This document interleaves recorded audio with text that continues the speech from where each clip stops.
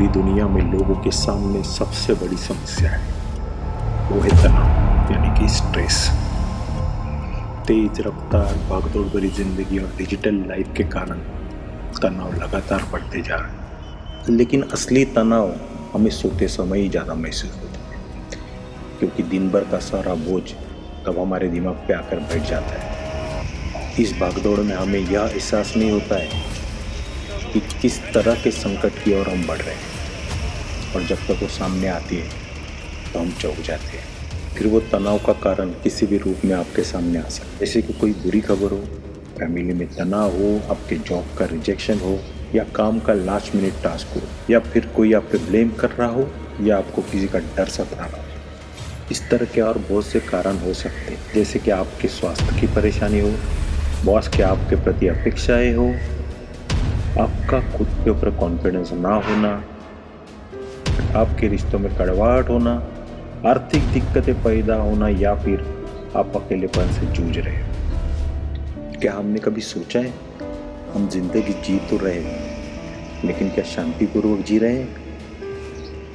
Mobile हो, प्रतियोगिता हो, अपेक्षाएं है, तनाव है, इन सब के बीच हम एक बहुत ज़रूरी चीज़ खो बैठे हैं, वो है अपना मन और उस मन की शांति। इस बात से कोई अछूता नहीं है, हर इंसान अपने तरह से इस चीज़ से जूझ रहे हैं। जैसे कि छात्र हो जो पढ़ाई और परीक्षा का ज़्यादा दबाव ले रहा है, गणित के कठिन सवाल समझ में नहीं आ रहे हैं, साइंस के प्रैक्टिकल उनके तैयारी का दबाव है, रिजल्ट की चिंता है, परिवार शिक्षकों की ऊंची अपेक्षा है, असफल होने का डर है। ऐसी बहुत सारी समस्या उनको हरदम सताती रहती है। वर्किंग प्रोफेशनल्स के लिए काम का दबाव और डेडलाइन सबसे बड़ा तनाव पैदा करते हैं।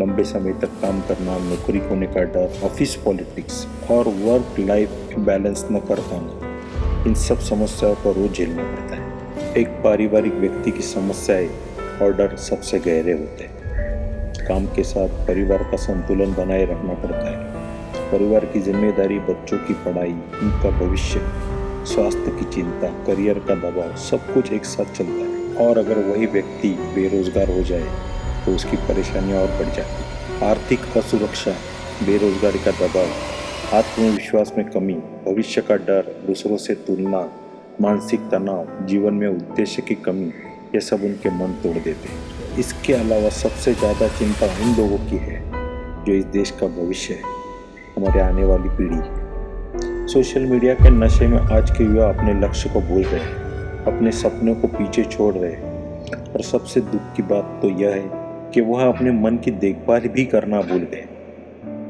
आज का ये मानसिक तनाव सिर्फ एक व्यक्तिगत समस्या नहीं है, बल्कि ये समाज की समस्या है। क्योंकि इस दुनिया में रहना है तो ये समाज के हिसाब से ही चलना पड़ता है। बहुत पहले एक गाना सुना करते थे, दुनिया में रहना है तो काम कर प्यारे, हाथ जोड़ सबको सलाम कर प्यारे, नहीं तो ये दुनिया जीने नहीं देगी, खाने नहीं देगी, पीने नहीं देगी, दुनिया में रहना है तो काम कर प्यारे।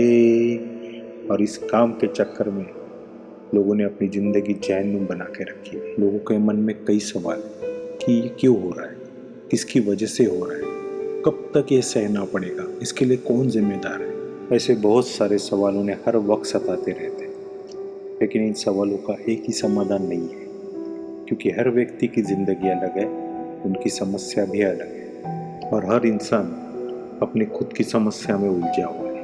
क्योंकि कोई समस्या का एक कारण नहीं है, ना ही कोई एक अंतिम समाधान है। हर मामला अलग होता है, एक समाधान सभी पर लागू नहीं होता। डिजाइन थ्योरी में ऐसी समस्या को विकेड प्रॉब्लम कहा जाता है, जिसका ना तो एक कारण होता है और ना ही कोई अंतिम समाधान। मानसिक तनाव भी ऐसा एक विकेड प्रॉब्लम है।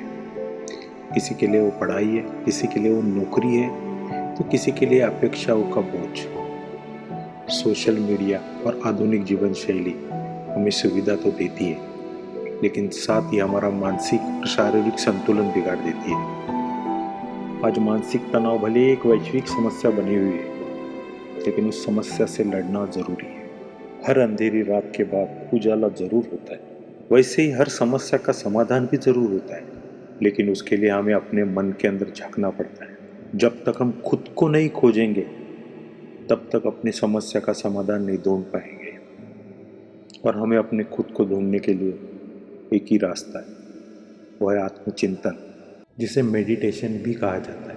मेडिटेशन एक सिर्फ ध्यान करने का नाम नहीं है, बल्कि यह अपने मन को समझाने और उसके भीतर गहराई तक जाने की एक प्रक्रिया है।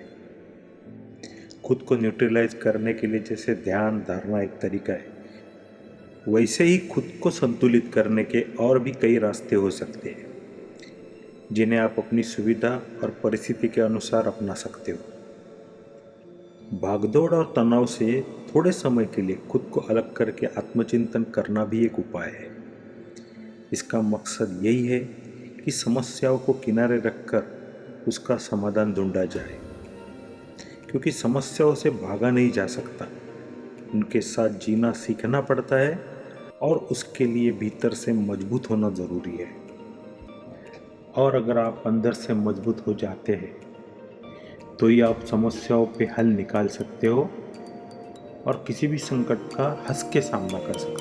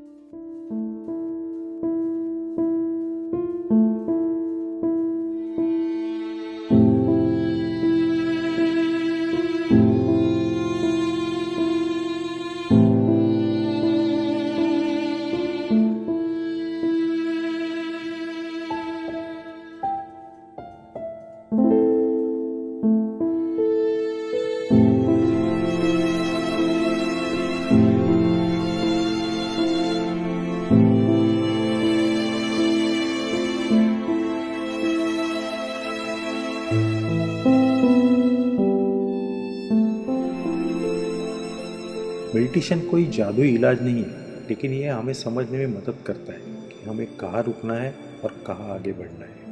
यह हमें खुद की ओर देखने और अपने मन की सुनने की आदत सिखाता है। ध्यान का मतलब समस्याओं को ख़त्म करना नहीं है, बल्कि समस्याओं के साथ संतुलन में जीना सीखना है। मन, समाज और तकनीक, इन तीनों के बीच संतुलन बनाना ही ध्यान है। आज तनाव भले ही एक वैश्विक समस्या हो, ध्यान उसका अंतिम समाधान ना हो, लेकिन यह हमें अंदर से मजबूत जरूर बनाता है, जिस वजह से हमें अपने मन के अंदर उठे हुए तूफान को शांत कर सकते हैं, क्योंकि शांत मन ही सही फैसले ले सकता है और सही रास्ता दिखा सकता है। इसलिए अपने मन की सुनिए, क्योंकि वही अपने जीवन का सच्चा शिल्पकार है। ओम शांति शांति शांति।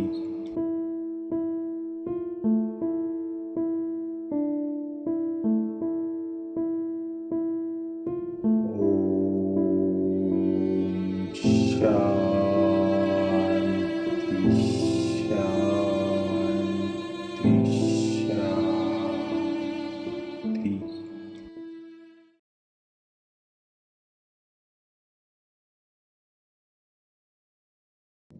ओम शांति शांति शांति।